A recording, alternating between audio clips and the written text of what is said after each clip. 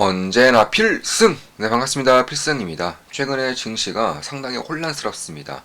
변동성이 굉장히 크죠. 이런 가운데 가장 안정적인 역할을 할 수 있는 그런 자산에 대해서 좀 분석을 해드리고자 합니다. 일단 가장 중요한 것, 제가 딱 두 가지 키워드를 말씀드리고 시작을 할게요. 첫 번째 키워드부터 말씀드리겠습니다. 첫 번째 키워드는 인플레이션. 인플레이션은 꺼지지 않는다라는 것. 그 두 번째 핵심 키워드는 결국 유동성은 다시 풀린다는 것입니다. 이 두 가지를 명제로 달고 한번 분석을 해드릴 텐데, 일단 제가 현재 관심을 갖고 지켜보고 있는 자산은 바로 금 그리고 은입니다. 실제로 제가 어제죠, 3월 10일입니다. 3월 10일에 3월 10일이면 전 거래일이죠. 현재 기준으로 미국 증시의 전 거래일에 이런 말씀을 드렸어요. GDX 매수하였습니다. 핵심 금광 ETF입니다. 이렇게 말씀드렸었고, 실제로 GDX는 금광 ETF입니다. 금광주 ETF라고 보시면 될 것 같고, 어디서 매수했느냐? 여기서 매수했어요. 3월 10일이면 여기죠. 한국 시간으로 3월 11일, 미국 시간으로 3월 10일이죠. 여기서 매수해서 현재는 약 5% 정도, 약 5% 정도의 수익을 보고 있습니다. 따라서 매수매도 추천 리딩 절대 아닌 거 다들 알고 계시죠? 참고하시면 되겠습니다. 그럼 제가 GDX를 왜 매수했고, 앞으로 금과 그리고 은이 지금 같은 시기에서 왜 수혜를 받을 수 있는지에 대해서 설명을 드리겠습니다. 가장 첫 번째로 전 세계 중앙은행들의 그런 금의 사재기가 굉장히 가팔라지고 있어요. 실제로 미중 패권 전쟁이 심화되면서 달러의 그런 위상이 점진적으로 변동성이 커질 가능성이 상당히 높기 때문에 이에 대한 반대급부로 금을 모아가는 세력이 무려 각 국가들의 중앙은행입니다. 그럼 얼마나 매입을 하고 있냐? 실제로 금은 가장 안전자산 중에 하나이기 때문에 사실 각 중앙은행들이 미국의 국채를 매입하는 것처럼 금도 꾸준하게 매입을 하는 자산 중에 하나예요. 다만 최근에 2022년 하반기 들어서 금의 매입량이 약 2배가량 2배가량으로 뛰었습니다. 대략 한 400톤 정도를 각국의 중앙은행들이 매수를 했었는데, 원래 평균적으로 한 150톤? 평균적으로 150톤 정도라면, 지난 분기, 그러니까 2022년도 하반기에는 약간 400톤 정도를 이제 매수를 했다. 이렇게 보시면 될 것 같습니다. 그리고 그 중에서 중국의 중앙은행도 꽤나 많은 비중을 차지하고 있고요.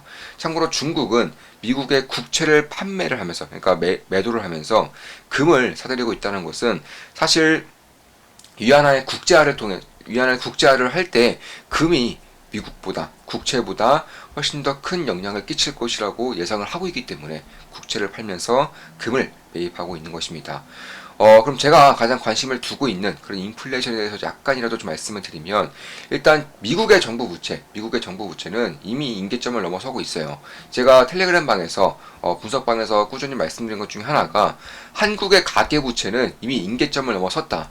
그 시기를 보는 것이 훨씬 더 중요한 시점이다. 이렇게 말씀을 드렸었고, 같은 맥락에서 미국의 이제 정부 부채가 GDP 대비해서 150%를 이미 넘어섰기 때문에 사실 지금 같은 그러니까 지금 같은 급진적인 금리 인상을 하는 것은 불가능에 가깝다라고 보고 있어요. 이 부분에 대해서는 제가 꾸준하게 말씀드리고 있고요. 1970년대, 1980년대 초까지 급진적인 공격적인 금리 인상이 불가능한 이유 중에 하나로, 첫 번째로 미국의 부채가 너무나도 커지고 있다는 점에 대해서 말씀을 드렸습니다.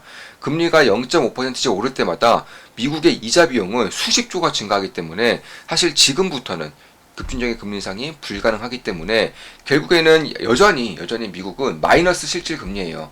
인플레이션이 기준금리를 넘어서고 있기 때문에 마이너스 실질 금리입니다. 이런 상황에서 당연히 예금이라던가 적금이라던가 이런 상품은 거의 사실 한다는 것이 굉장히 비효율적인 일이 될 수 있는 것이고, 그리고 이자를 주는 것들도, 이자를 주는 자산, 예를 들어서 뭐 주식도 있을 수 있고요. 그리고 월세라는 자산으로 이제 이자를 받을 수 있는 부동산도 상당히 좀 리스키해질 수 있는 시기가 점진적으로 저는 다가오고 있다고 보고 있어요.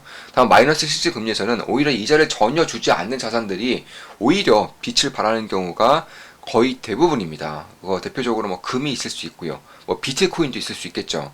이런 것들을 좀 주목하고 있는 부분 중에 하나인데, 사실 이런 거를 봤을 때에도 결국에는 저는 지금 같은 상황이 유지되면 유지될수록 특히나 장단기 금리 역전 폭이 1%를 넘어서면서 은행들이 파산에 가까워질 수밖에 없는 상황일수록 결국 자산 가치의 폭락이 있을 수 있고요. 혹은 자산 가치가 하락하다 보면, 그리고 인플레이션으로 인해서 소비가 감소하다 보면은 미국 정부는 세수가 좀 줄어들 수밖에 없습니다. 그럼 세금이 줄어든다는 것은 다른 쪽으로 메꿔야 되는 것인데, 바이든이 얼마 전에 발표했죠. 역대급 세금을 징수하겠다라고 발표를 하였습니다.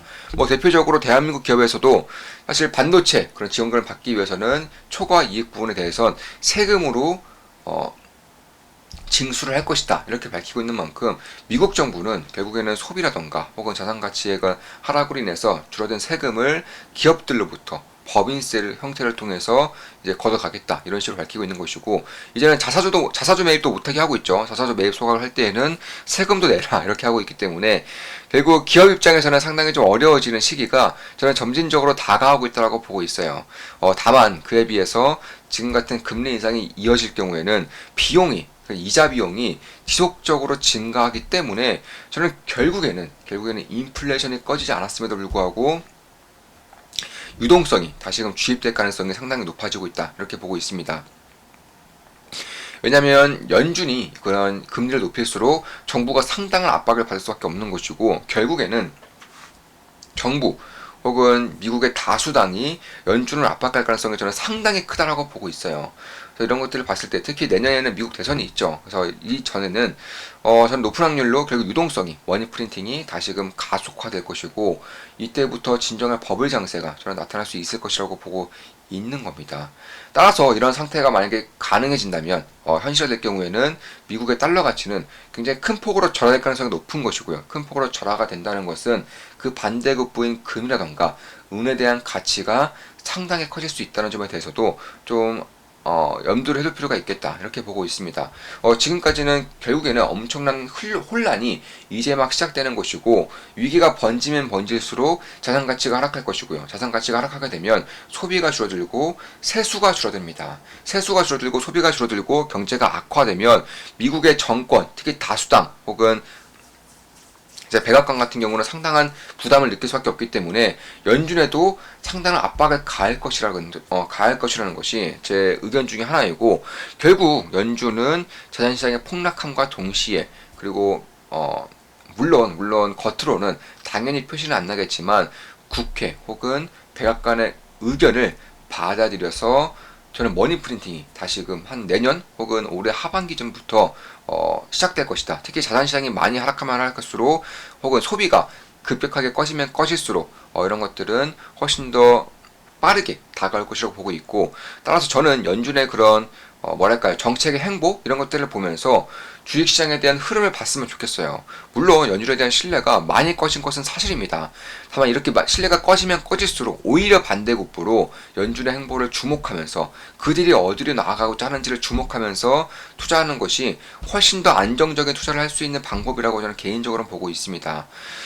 따라서 금과 은이 결국에는 머니 프린팅 혹은 달러의 약세 혹은 혼란기를 필두로 해서 상당히 관심을 받을 수 있는 것이고, 현재까지는 증시가 매우 혼란해지면서, 자산시장이 혼란해지면서 가장 정통적인 안전자산이라고 할 수 있는 금의 이런 흐름들이 몰리고 있다, 이렇게 보고 있습니다. 사실 금강주뿐만 아니라 은도 마찬가지예요. 제가 이건 투자했었고 얼마 전에 이제 수익출을 한 종목인데, 역시나 어제 이제 10% 이상, 대략 한 11% 정도 급등을 하면서 마무리가 되었죠. 따라서 저는 현재는 GDX 금광주 ETF에 투자하고 있지만, 사실 은광주들에도 상당히 좀 관심이 있어요. 물론 저는 골드바, 그 실버바의 실물로 이미 투자한 지가 몇 년이 되었고, 그런 가운데에서 금 ETF 혹은 은 ETF에 대한 그런 비중을 늘릴 필요성을 느끼지 못하고 있기 때문에, 사실 가장 이제 레버리지 상품이라고 볼 수 있는, 금의 레버리지 상품 혹은 은의 레버리지 상품이라고 볼 수 있는 금광 ETF 혹은 은광 ETF 혹은 은광주에 조금 더 주목하고 있다, 이렇게 보시면 될 것 같습니다. 지난 50년 만에 그런 중앙은행들의 금 매입이 사상 최대치로 발현되고 있어요. 그래서 이런 것들을 봤을 때에도 일단 중앙은행들 금 매입량이 2배가 뛰었습니다. 그리고 이는 지난 50년, 그러니까 1970년대 이후 70년대 이후 최초로 많은 양의 매입을 하고 있다. 이렇게 보시면 될 것 같습니다. 중앙은행들도 모를 리가 없겠죠. 경제 상황 혹은 정치 상황, 외교적인 상황이 굉장히 불안정한 시기로 가고 있는 것이고, 이럴 때일수록 혼란기가 커지면 커질수록 정통적인 안전자산인 금과 은에는 상당히 관심을 줄 필요가 있다. 이렇게 좀 말씀을 드리고 있습니다. 사실 저 같은 경우도 금광주, 은광주에 대해서는 꾸준하게 좀 보고 있었고, 중간중간에 투자를 진행하면서 수익 실현도 봤었어요. 아까 말씀드렸던 그런 실버코프 메탈스라던가 혹은 GDX도 투자를 했었죠. 그러니까 수익 실현 봤었고, GDX는 3월 10일, 그러니까 미국 시간으로 3월 10일에 다시금 매수를 해서 현재는 5% 정도의 수익을 보고 있습니다. 중국은 물론 전 세계 중앙은행들이 미 국채를 팔고 금을 사들이고 있습니다. 올해 3분기 중앙은행들의 금 매입량은 사상 최대치에 육박합니다. 사실 중앙은행들이 미 국채를 팔았다는 것도 사실 어떻게 보면 굉장히 좀 소름 돋을 수 있는 부분이죠. 왜냐하면 지금 미국의 은행들 혹은 전 세계 은행들이 리스크에 빠지고 있는 가장 큰 원인은 미 국채의 가격 하락, 가치 하락이 있기 때문입니다. 올해 3분기 중앙은행들의 금 매입량은 사상 최대치에 육박합니다. 실물 금에 투자하고 있기에 금 ETF 등 금융상품은 투자하지 않을 것이라고 말씀드리고 있죠. 금의 레버리지 역할을 할 수 있는 금광 ETF에 추가로 투자해야 하나 싶을 정도로 매력적인 구간에 들어서고 있다고 생각합니다. 조만간 금에 대해 상세히 분석해 드리겠습니다. 예나 지금이나 약달러 최대 수혜 상품으로 금을 빼놓을 순 없을 것입니다. 네, 이렇게 말씀을 드렸었습니다. 자, 이것으로 방송 마치겠습니다. 지금까지 금, 은, 금광주, 은광주에 대한 분석이었고, 지금 같은 혼란기에서는 가장 힘을 발휘할 수 있는 그런 상품이 금과 은에 대해서 좀 분석을 해드렸습니다. 앞으로도 좋은 분석, 좋은 기업 분석으로 찾아뵙겠습니다. 필승 구독, 알림 설정, 좋아요는 돈이 됩니다. 필승!